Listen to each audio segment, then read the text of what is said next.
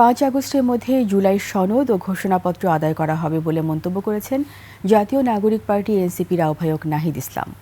দক্ষিণাঞ্চলে মুখ্য সংগঠক হাসনাত আবদুল্লাহ বলেন, ফ্যাসিবাদী শক্তি আবারও মাথাচাড়া দিয়ে ওঠার চেষ্টা করছে। ব্রাহ্মণবাড়িয়ার প্রতিনিধি মীর শাহিনের তথ্যচিত্রে desk report. Super fresh fortified soybean তেল, শুরু হোক হেলদি লাইফের জার্নি। ধারাবাহিক কার্যক্রম দেশ গড়তে জুলাই পদযাত্রায় ব্রাহ্মণবাড়িয়ায় অংশ নেন জাতীয় নাগরিক পার্টি এনসিপির কেন্দ্রীয় নেতারা। কর্মসূচির শুরুতে ব্রাহ্মণবাড়িয়া সার্কিট হাউসে জুলাই শহীদ পরিবারের সাথে মতবিনিময় করেন তারা। পরে যোগ দেন পদযাত্রা ও পথসভায়। পথসভায় এনসিপির আহ্বায়ক নাহিদ ইসলাম বলেন, 5 আগস্টের মধ্যেই জুলাই সনদ ও জুলাই ঘোষণাপত্র প্রকাশের দাবি আদায় করা হবে।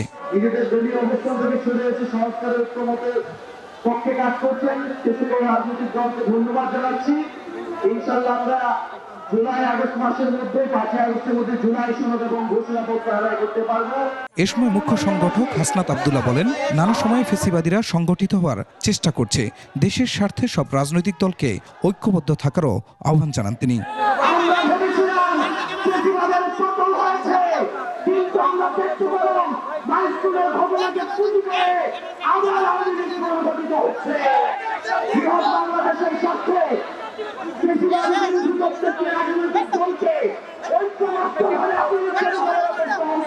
ফ্যাসিবাদ বিরোধী আন্দোলনে ব্রাহ্মণবাড়িয়াবাসীর অবদানের কথা স্মরণ করেন বক্তারা।